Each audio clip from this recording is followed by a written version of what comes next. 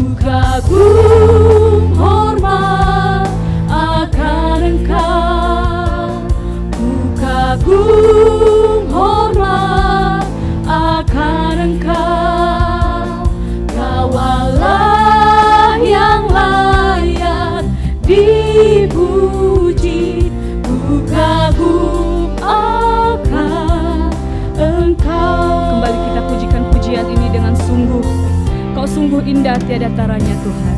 Kau sungguh indah tiada taranya, sungguh menakjubkan, sungguh ajaib untuk dimengerti, lebih dari semua yang ada. Hikmat-Mu tiada terselami, kasih-Mu dalam tak terduga.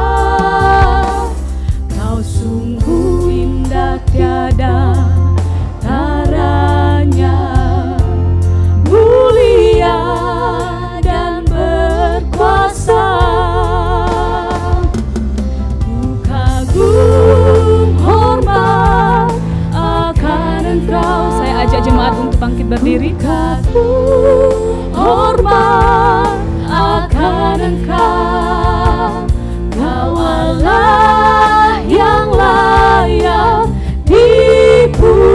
dipuji, ku kagum akan Engkau,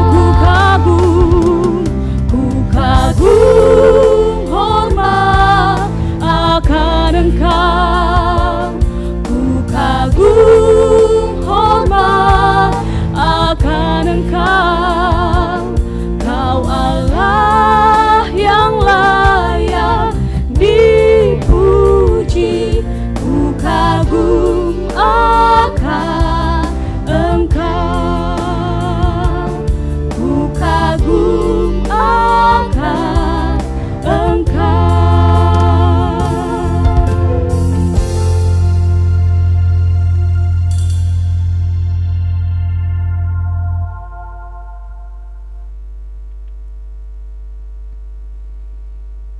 Pertolongan kita pagi ini datang dalam nama Tuhan yang menjadikan langit dan bumi serta sekalian isinya.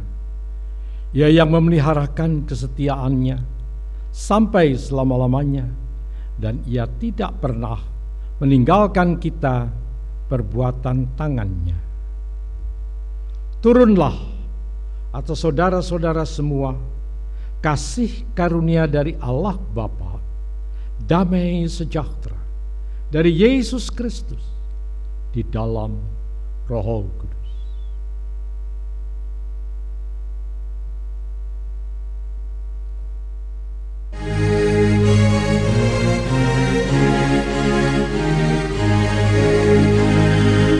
Hormat bagi Allah Bapa, hormat bagi anaknya, hormat bagi Roh penghibur ketiganya yang besar. Haleluya, haleluya, ketiganya yang besar.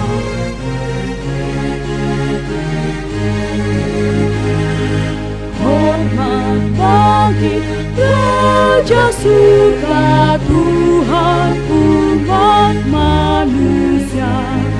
Hormat bagi Raja Salam di seluruh dunia. Haleluya, haleluya, di seluruh dunia. Jemaat dipersilakan untuk duduk kembali. Mari kita berdoa. Tuhan, kami bersyukur ya Bapa atas setiap kasih pengorbanan-Mu dalam hidup kami Tuhan. Terima kasih Tuhan masih mengizinkan kami untuk ada saat ini. Bapa di surga, kami tahu itu bukan karena kuat dan gagahnya kami Yesus, melainkan itu karena Engkau dalam hidup kami. Bapa di surga, saat ini kami mau mendengarkan kebenaran firman-Mu Tuhan. Kiranya Tuhan Yesus yang selalu memberikan kami roh-Mu, biarlah firman-Mu Tuhan yang selalu hidup dalam hidup kami, agar hidup kami selalu berkenan di hadapan Tuhan. Terima kasih ya Bapa, Engkau yang selalu hadir di tengah-tengah kami pada saat pagi hari ini, sebab kami merindukan Engkau. Jalan-jalan-Mu Tuhan Yesus tak terselami bagi kami, tapi kami percaya Tuhan, Engkau yang maha tahu, Engkau yang memberikan kami kekuatan. Dalam nama Tuhan Yesus Kristus kami berdoa, haleluya, amin. Mari kita siapkan hati dan pikiran kita untuk mendengarkan firman Tuhan.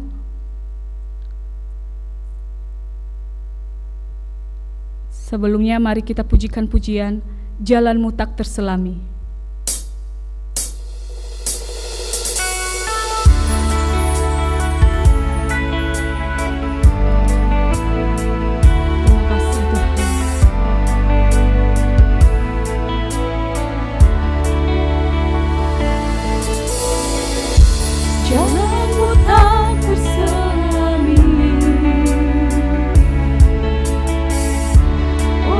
Setiap hati kami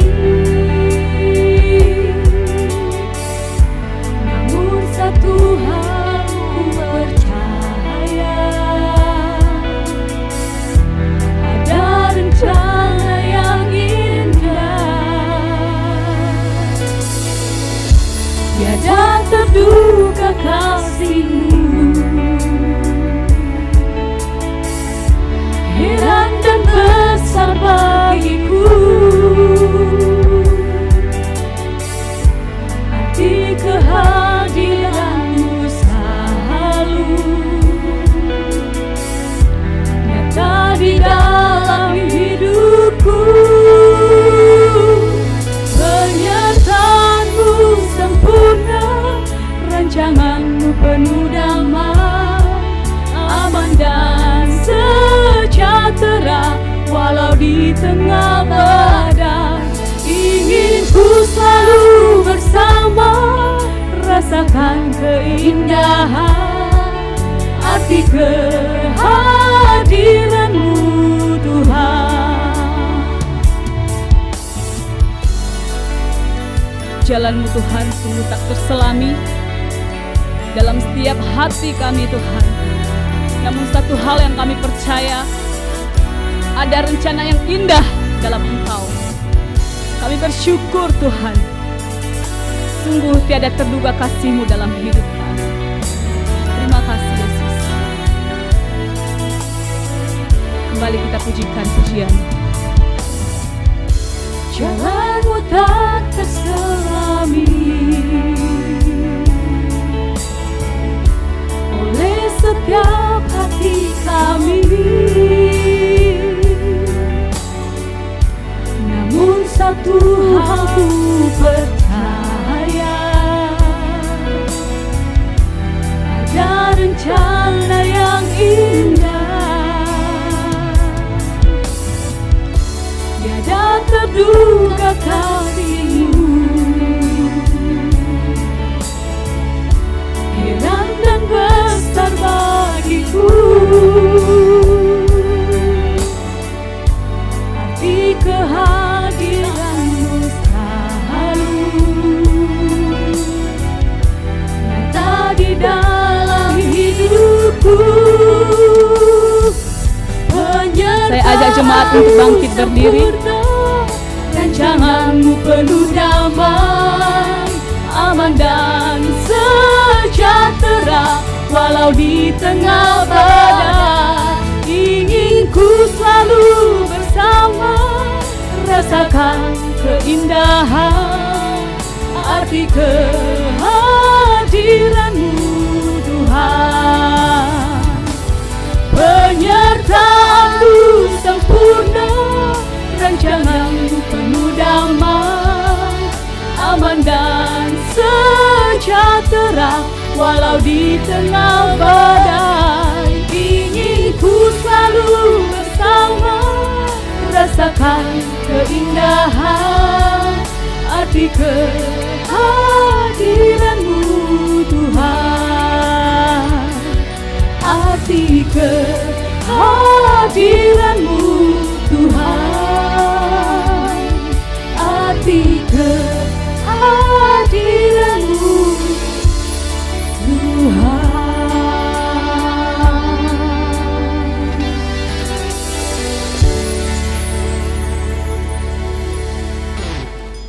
Kepada hambanya dipersilahkan.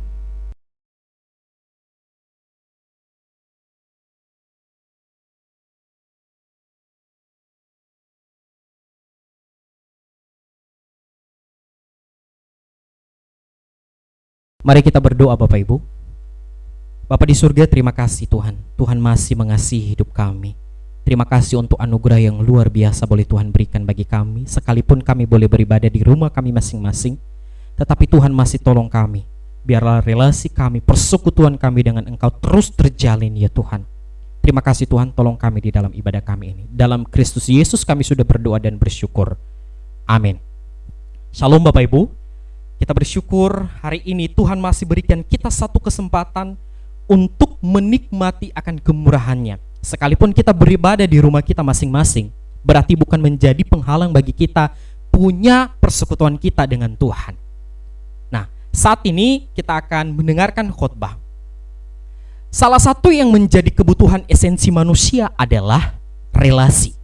Salah satu yang menjadi kebutuhan manusia yang paling esensi adalah berelasi. Sejak manusia diciptakan oleh Allah, maka manusia itu ditetapkan sebagai manusia yang sosial. Manusia sosial, makhluk sosial yang membutuhkan komunitas, membutuhkan relasi dengan sesamanya. Di sini kita melihat bahwa kemahakuasaan Allah, bahwa manusia membutuhkan relasi yang sepadan dengannya. Bila kita melihat ketika Allah menciptakan manusia, maka Allah berkata bahwa tidak baik kalau manusia itu sendiri, hidup sendiri. Sehingga Allah menciptakan penolong yang sepadan dengan dia, yaitu adalah Hawa. Di sini kita melihat bahwa Allah sangat memperhatikan akan ciptaannya. Allah tidak menciptakan hewan atau binatang untuk menjadi pasangan yang sepadan kepada Adam. Dan lebih uniknya lagi, bahwa Allah tidak menciptakan laki-laki lain untuk menjadi pasangan atau penolong yang sepadan dengan Adam. Ini tidak. Walaupun ada berbagai penyelewengan terjadi sekarang terkait pasangan atau berhubungan dengan sesama jenis, atau lebih kerennya itu adalah LGBT. Dan ini adalah relasi yang tidak benar di hadapan Tuhan. Sini kita melihat bahwa Allah menciptakan penolong yang sepadan kepada Adam, yaitu adalah wanita. Tepat sekali. Wanita, walaupun itu berbeda, sangat berbeda dengan Adam, tetapi di dalam perbedaan ada satu tujuan yang jelas, yaitu adalah relasi. Relasi, di dalam relasi adanya penerimaan yang intim, adanya sebuah hal yang perlu dilengkapi satu dengan yang lain di dalam berelasi. Maka Bapak Ibu yang dikasihi oleh Tuhan, saat ini kita membahas sebuah tema, yaitu aku memerlukan pasangan hidup. Mungkin bagi kita yang sudah berkeluarga, bahwa kita berkata bahwa tema kali ini tidak relate dengan kehidupan saya. Jangan buru-buru kita mengatakan hal itu Bapak Ibu, karena mungkin kita punya anak, punya cucu, punya orang-orang yang kita kasihi yang masih di dalam proses pencarian pasangan hidup. Mari kita sampaikan kepada mereka terkait apa yang kita bahas saat ini. Melalui pembahasan ini memungkinkan kita menolong anak-anak muda melihat kembali, merefleksikan kembali bagi mereka yang sudah pasangan, melihat kembali sejauh mana mereka berelasi. Kemudian, apakah relasi mereka benar-benar Tuhan kehendaki atau tidak. Semoga kita anak-anak muda yang sedang bergumul, sedang mencari, menolong kita melihat hal-hal yang paling hal-hal esensial. Tentu saya tidak menceritakan atau tidak membahas bagaimana kiat-kiat mencari pasangan hidup, tidak. Tetapi yang saya bahas di sini adalah terkait lebih cenderung kepada hal-hal yang esensi di dalam menjalin sebuah relasi. Sebelum itu kita masuk di dalam pembahasan topik ini, maka mari kita membaca sebuah ayat firman Tuhan yang terambil di 2 Korintus pasal 6 ayat 14 sampai 18. Janganlah kamu merupakan pasangan yang tidak seimbang dengan orang-orang yang tak percaya. Sebab persamaan apakah terdapat antara kebenaran dan kedurhakaan?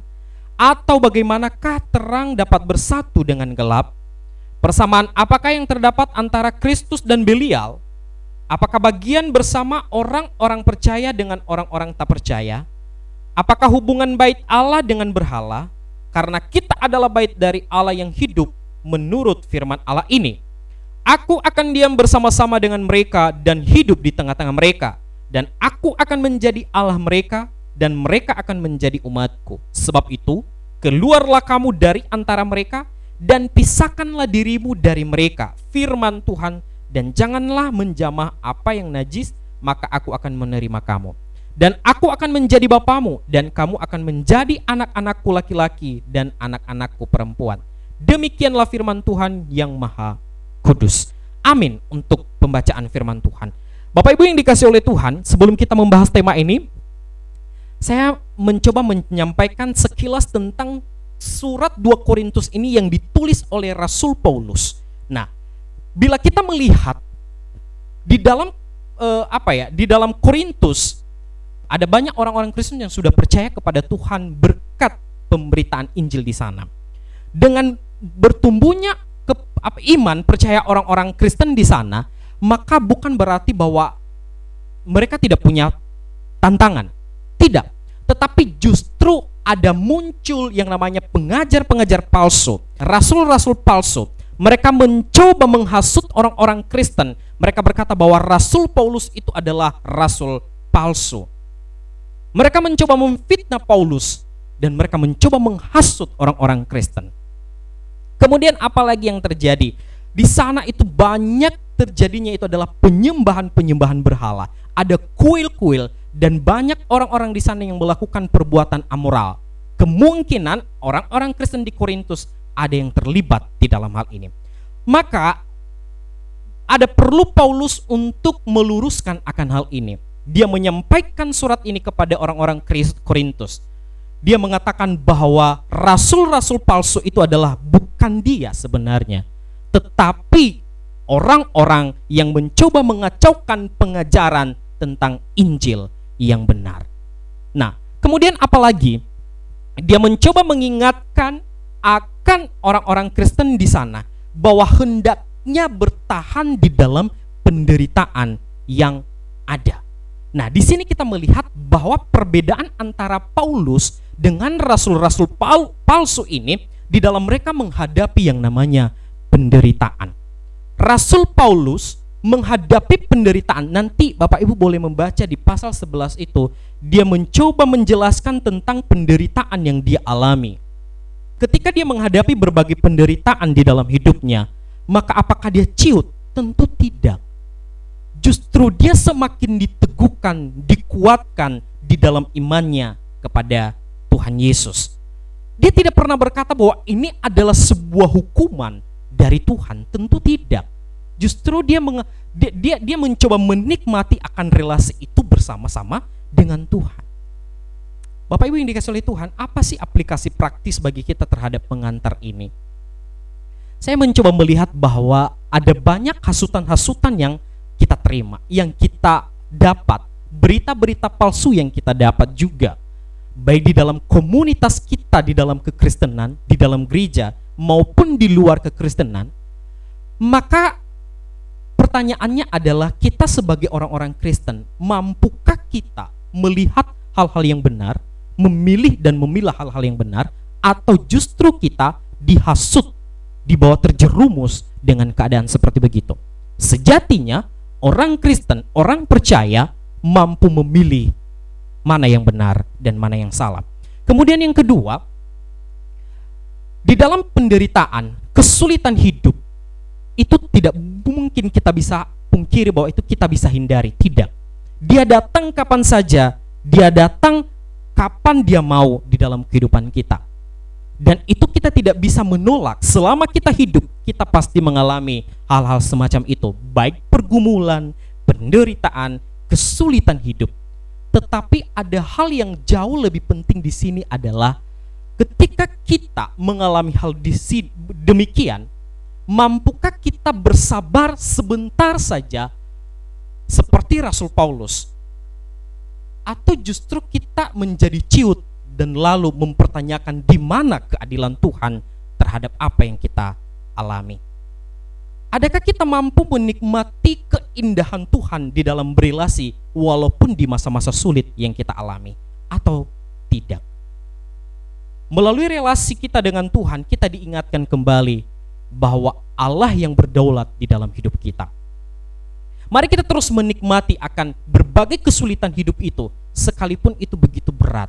Tetapi di dalam Roma dia berkata bahwa tidak ada yang mampu memisahkan kita dari kasih Allah sekalipun penderitaan menghampiri kita. Kita masuk di dalam tema kita saat ini Bapak Ibu, tentang memerlukan pasangan hidup. Bagi saya ini tema ini bukan sebuah ungkapan paksaan bahwa pasangan itu adalah segalanya. Pasangan itu adalah sebuah keuntungan. Lalu bagi mereka yang tidak punya pasangan, itu adalah kebuntungan yang mereka terima. Tentu tidak. Tentu ini adalah pandangan yang keliru. Karena pasangan hidup, Tuhan berikan pasangan hidup itu adalah bukan segalanya di dalam hidup kita.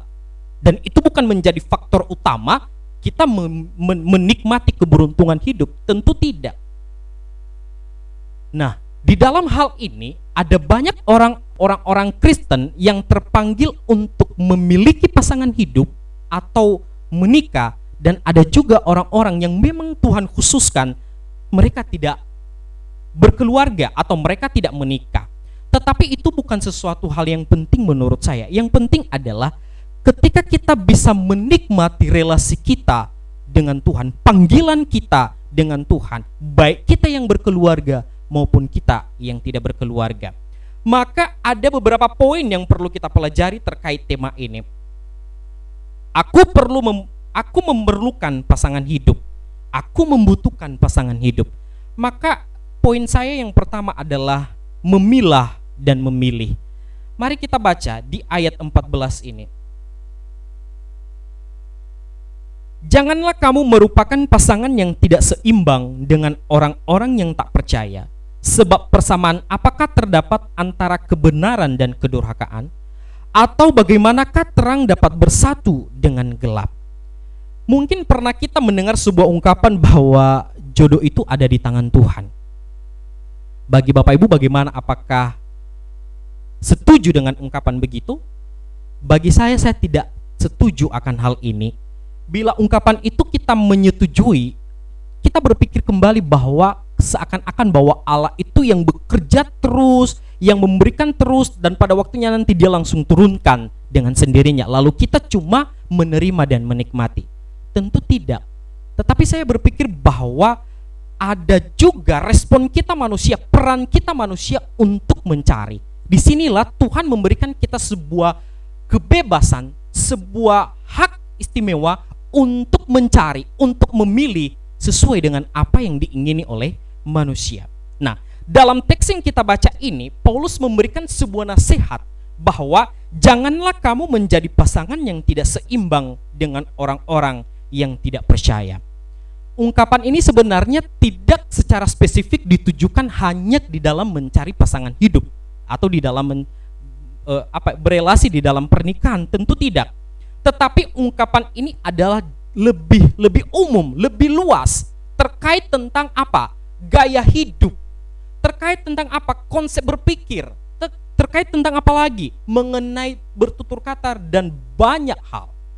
Jadi di sini ini kita tidak bisa hanya merujuk kepada sebuah konsep tentang di dalam pasangan hidup, tidak, tetapi semua hal terkait gaya hidup, terkait di dalam bertutur kata dan lain sebagainya. Nah, tujuannya apa? Di dalam pasal 7 ayat 1, saya coba bacakan, saudara-saudaraku yang kekasih, karena kita sekarang memiliki janji-janji itu, marilah kita menyucikan diri kita dari semua pencemaran jasmani dan rohani, dan dengan demikian menyempurnakan kekudusan kita dalam takut akan Allah. Nah, ini adalah tujuan yang sebenarnya. Artinya apa? Bahwa kekudusan hidup di hadapan Tuhan itu adalah jauh lebih penting. Karena kenapa? Bila kita punya relasi, pertanyaannya apakah kita mampu menjadi terang di sana, atau kita justru kita terhanyut oleh keadaan di mana kita terjun. Nah, mencari pasangan hidup itu tidak sembarangan. Perlu yang namanya pergumulan. Apakah ini orang yang tepat? Apakah ini orang yang benar-benar Tuhan pilih untuk menjadikan dia adalah pasangan hidup saya, menjadi partner hidup saya untuk ke depan? Bapak Ibu yang dikasih oleh Tuhan kita Yesus Kristus, saya bergumul di dalam juga mencari akan hal ini. Apakah benar-benar Tuhan pilih? Saya tidak hanya bergantung kepada Tuhan berikan saya ini, tidak. Tetapi ada juga peran saya untuk mencari. Selain mencari, dan saya juga bergantung apakah ini yang Tuhan mau.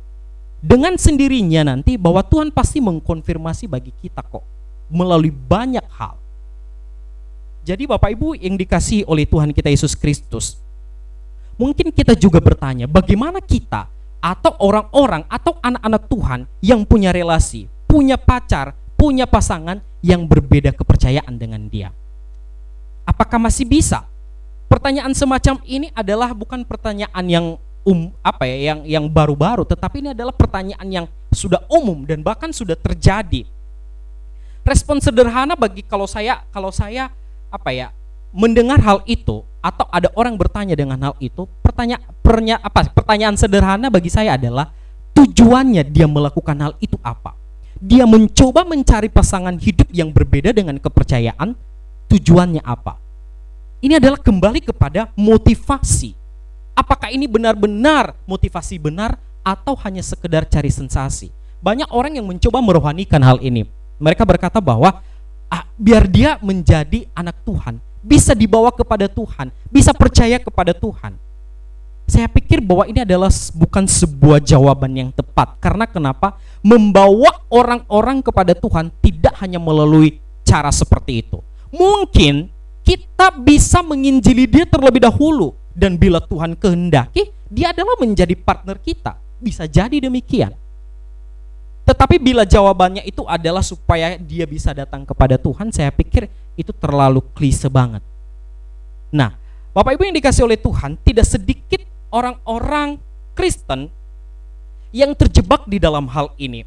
Mereka mengorbankan kepercayaan mereka demi sebuah relasi. Mereka lembek terhadap iman mereka demi sebuah cinta. Saya mau menyampaikan kepada kita sebagai anak-anak muda, hayo anak-anak muda, carilah pasangan yang berkenan di hadapan Tuhan, yang benar-benar Tuhan pilih, dan dia mencintai Tuhan dengan sungguh-sungguh. Karena kenapa? Di dalam sebuah hubungan, di dalam sebuah relasi, itu tidak hanya penting adalah relasi kita baik-baik saja. Tidak. Tetapi di dalam firman Tuhan yang kita bacakan ini adalah yang jauh lebih penting adalah persekutuan. Adanya persekutuan di dalam Tuhan. Lah, kalau berbeda, bagaimana bisa bersekutu dengan Tuhan? Ini adalah pertanyaan sederhana. Bila berbeda, bagaimana bisa bersekutu dengan Tuhan? Kepada siapa kalian bersekutu? Karena kenapa konsep persekutuan itu terjadi tidak hanya secara di dalam relasi, maksud saya, bahwa tidak terjadi secara individual, tetapi adalah secara kolektif, bercara bersama-sama. Kita bersama-sama dengan Tuhan. Kita menghadap Tuhan di dalam relasi kita datang kepada Tuhan. Tidak sedikit di dalam gereja, bagi komunitas orang-orang Kristen, ujung-ujungnya adalah kawin cerai. Dan tidak sedikit pula yang pada akhirnya menyesali hubungan mereka, kenapa saya bisa berhubungan dengan ini, dengan itu.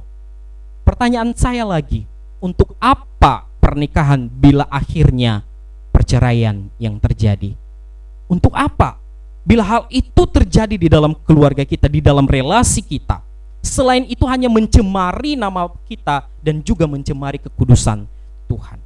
Bila kita sedang menjalin relasi yang berbeda kepercayaan dengan kita, Bapak Ibu, atau anak-anak kita, cucu-cucu kita, hayo anak-anak muda, mari kita bergumul sekali lagi. Belum terlambat. Apakah ini yang Tuhan mau? Apakah ini yang benar-benar Tuhan pilih? Atau hanya kemauan kita secara sepihak? Dan ketika kita sudah mencari dan memilih yang benar, maka mari kita menjadi teladan di dalam iman, di dalam kasih, kesetiaan, sehingga melalui relasi kita itu boleh menjadi kesaksian bagi orang lain. Dan ini tidak mudah, butuh yang namanya kerjasama antara kedua belah pihak. Di dalam relasi butuh yang namanya kerjasama. Itu poin pertama, yaitu adalah memilih dan memilah apa yang Tuhan pandang baik. Tidak sembarangan, perlu bergumul di hadapan Tuhan, perlu berdoa kepada Tuhan. Karena kenapa? Ketika kita benar-benar bergumul, saya yakin dan percaya bahwa Tuhan memberikan hikmat bagi kita untuk memilih yang terbaik, yang Tuhan pandang baik. Kemudian yang kedua adalah di dalam berelasi, yang terpenting di sini adalah pusat relasi kita itu adalah kepada Kristus. Pasti kita pernah dengar sebuah ungkapan dari orang-orang yang berpacaran bahwa kau adalah milikku dan aku adalah milikmu. Ungkapan ini menurut saya terlalu lebay sih. Karena kenapa? Tidak sedikit juga orang-orang yang menyampaikan hal itu ujung-ujungnya adalah putus, ujung-ujungnya adalah pisah dan lain sebagainya. Ungkapan ini menunjukkan sebuah atau menandakan sebuah pengakuan bahwa dia adalah milikku seutuhnya.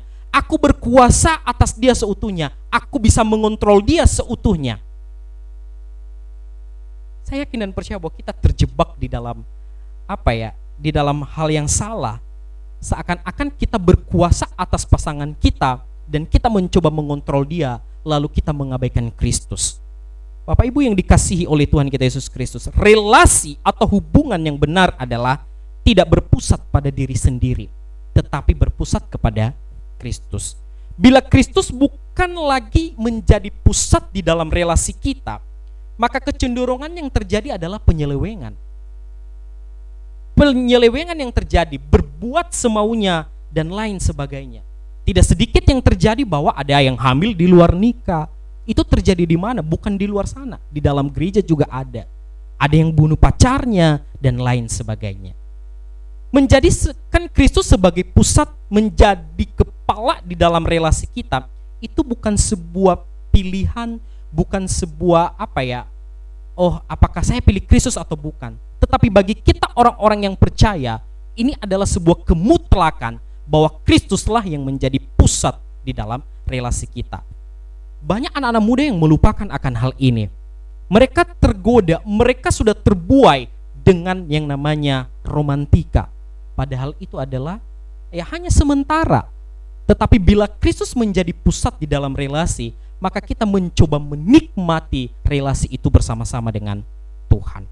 Mari kita melihat, mengecek relasi kita, baik kita yang sudah berkeluarga, baik kita yang sudah punya pacar, baik kita yang sedang bergumul sekarang. Adakah kita mencoba melakukan hal itu dan berpusatkan kepada Kristus atau berpusatkan kepada diri kita? Atau kita menganggap bahwa Kristus adalah hanya sebagai formalitas di dalam hubungan kita? Kita diingatkan kembali bahwa relasi kita penting, itu adalah Kristus yang menjadi pusat. Nah, bagi kita yang dalam bergumul mencari pasangan hidup, penting saya sampaikan adalah berdoa. Berdoa, bergumul dan bergumul dan bergumul. Gampang mencari orang-orang yang kita ingini, tetapi tidak mudah mencari orang-orang yang Tuhan kehendaki. Karena kenapa? Relasi berhubungan dengan orang, berhubungan atau mencari partner hidup itu adalah seumur hidup, bukan coba-coba. Kemudian yang kedua, bila perlu mari kita bertanya. Mari kita mencoba bertanya, mencari pendapat bagi orang-orang yang senior dengan kita, yang sudah berpengalaman, baik kepada orang tua kita, kepada kakak-kakak rohani, dan juga kepada mentor-mentor kita. Dan yang terakhir adalah saran atau masukan kepada orang-orang tua Kristen. Hayo, jangan lupa mendidik anak-anak, cucu-cucu kita sedini mungkin untuk boleh memiliki iman di dalam Kristus, sehingga kelak mereka dewasa, mereka tidak salah memilih mana yang benar dan mana yang salah.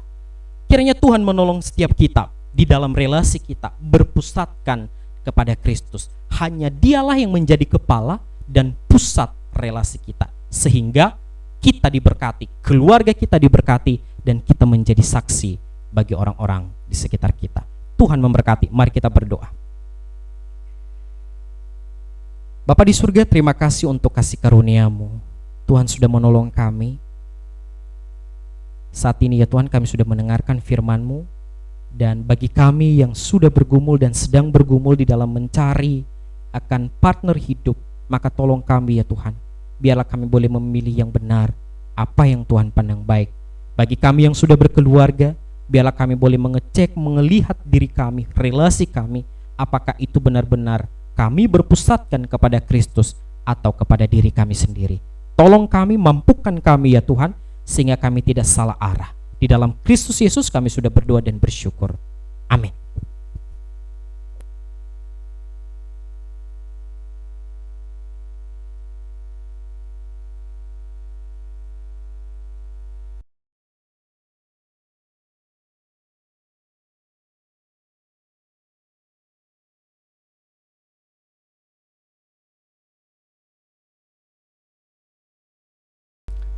Bapak Ibu Saudara yang dikasihi Tuhan, saya akan bacakan warta jemaat pada hari ini.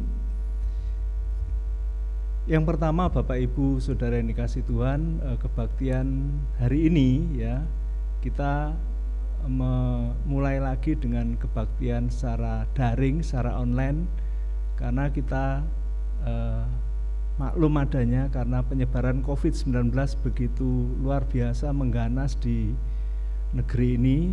Kita terus dukung di dalam doa. Kita mohon belas kasihan Tuhan supaya COVID-19 segera berakhir ya.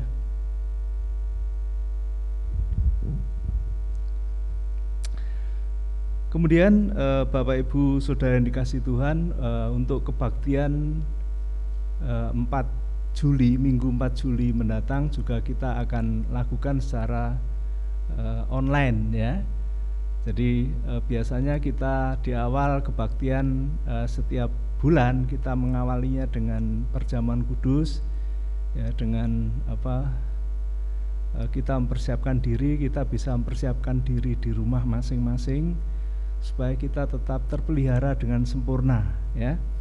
Kemudian pada hari ini kita akan memberikan persembahan. Persembahan akan dilakukan dengan 2 cara seperti biasa, yaitu melalui amplop-amplop yang ada. Nanti petugas dari gereja akan mengambil. Dan yang kedua melalui transfer, melalui bank yang biasa kita lakukan. Nomor rekening bank bisa dilihat di bawah ya. Nanti akan terlihat di bawah ya. Baik, kita akan memberikan persembahan. Terlebih dahulu kita akan membaca firman Tuhan yang melandasi persembahan kita pada hari ini dari 1 Tawarikh 29 ayat yang ke-17. Saya akan bacakan untuk Bapak Ibu Saudara semuanya. Aku tahu ya Allahku bahwa Engkau adalah penguji hati dan berkenan kepada keikhlasan. Maka aku pun mempersembahkan semuanya ini dengan sukarela dan tulus ikhlas. Mari kita berdoa. Tuhan Allah Bapa kami yang di surga, kami mengucap syukur dan terima kasih kalau sampai hari ini kami boleh hidup di dalam kemurahan Tuhan. Sampai hari ini Engkau sudah memelihara kami. Ini karena kemurahan dan kebaikan Tuhan semata yang menolong kami semuanya supaya kami boleh hidup di dunia ini karena kebaikan Tuhan. Tiba saatnya Tuhan, kami akan mempersembahkan sebagian berkat yang Tuhan berikan kepada kami. Bila persembahan ini sampai ke hadapan Tuhan, supaya nama Tuhan boleh dipermuliakan, supaya pekerjaan Tuhan di gereja ini boleh berlangsung dengan baik. Kami tahu kehidupan kami karena anugerah Tuhan. Kami pun mempersembahkan persembahan ini untuk kemuliaan Tuhan. Biarlah namamu dipermuliakan. Di dalam nama Tuhan Yesus kami berdoa. Amin. Kita akan memuji Tuhan dengan pujian Allah sumber kuatku.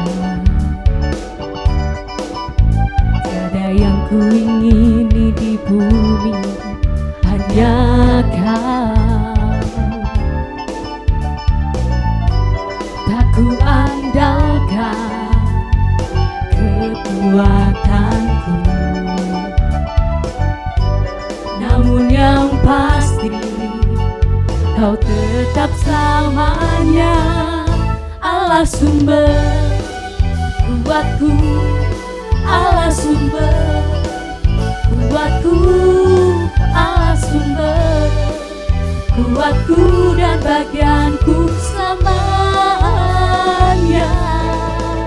selamanya.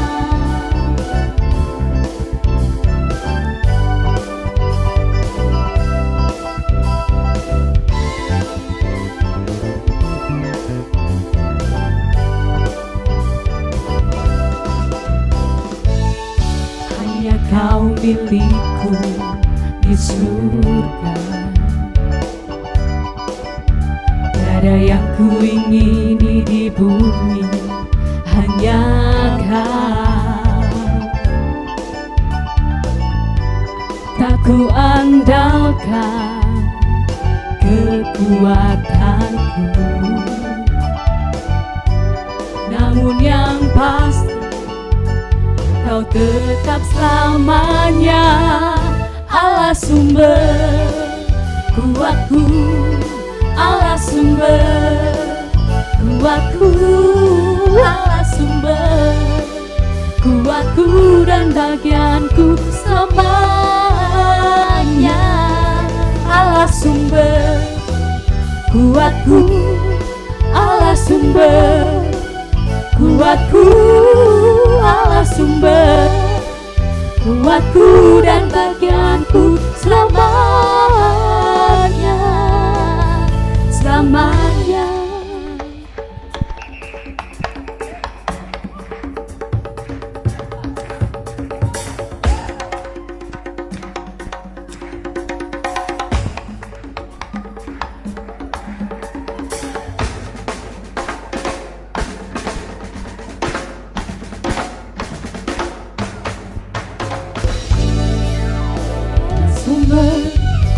Kuatku, Allah sumber kuatku, Allah sumber kuatku dan bagianku selamanya. Allah sumber kuatku, Allah sumber kuatku, Allah sumber kuatku dan bagianku selamanya, selamanya, selamanya, selamanya.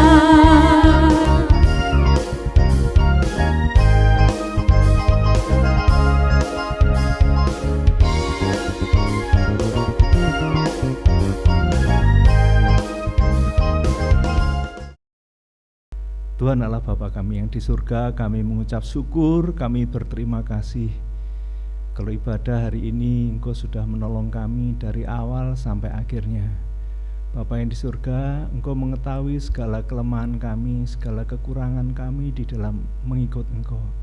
Bila firman Tuhan yang boleh kami dengar hari ini boleh menguatkan kami, bahwa kami harus senantiasa mengingat Tuhan, senantiasa menurut Tuhan, supaya kehidupan kami terpelihara sesuai dengan kehendak Tuhan. Tuhan, kiranya Tuhan tetap memberikan hikmat kepada kami, memberikan pencerahan kepada kami, supaya kami boleh memilih yang benar, menentukan yang benar, supaya di dalam kehidupan ini kami tidak sia-sia, supaya kami mengerjakan yang benar menurut kehendak Tuhan.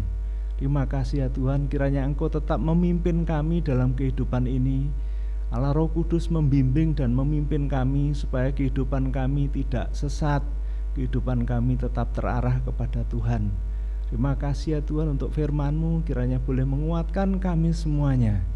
Kami menyerahkan hamba-Mu yang sudah menyampaikan kebenaran firman-Mu, kiranya Tuhan tetap memberikan hikmat, tetap memberikan kasih-Mu, supaya pelayanannya dari hari ke hari semakin sungguh-sungguh di hadapan Tuhan. Engkau makainya menurut kehendak Tuhan. Terima kasih ya Tuhan, kami menyerahkan di kesempatan hari ini seluruh jemaat Gereja Isa Al-Masih yang ada di Surabaya ini maupun yang ada di pos-pos PI, kiranya tetap Tuhan pelihara, kiranya tetap Tuhan mengasihinya. Tidak ada satupun yang Engkau tinggalkan, semuanya Tuhan pelihara. Yang percaya Tuhan akan memberikan kekuatan yang lemah, memberikan pendampingan untuk saudara-saudara kami yang mengalami penekanan, untuk memberikan pertolongan untuk saudara-saudara kami yang membutuhkan pertolongan. Terima kasih ya Tuhan, kami percaya bahwa Tuhan kami adalah kebenaran, Tuhan kami adalah nyata, Tuhan kami adalah pasti.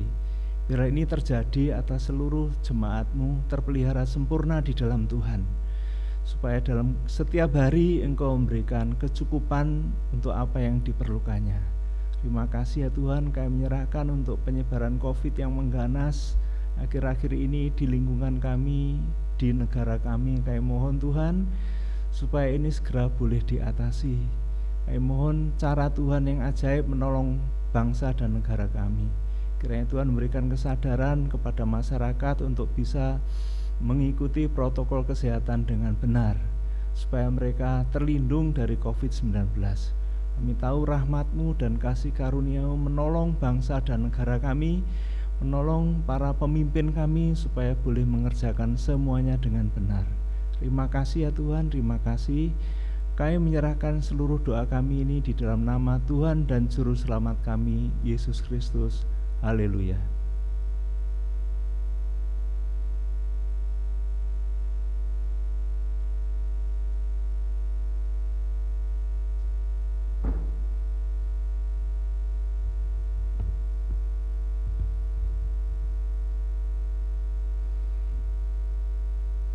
Tuhan memberkati engkau. Tuhan melindungi engkau. Tuhan menyinari engkau dengan wajah-Nya dan memberikan kepadamu kasih karunia-Nya. Tuhan menghadapkan wajah-Nya kepadamu, memberikan damai sejahtera. Bapa, terima kasih. Bapa, terima kasih. Bapa di dalam surga, ku berterima kasih. Amin.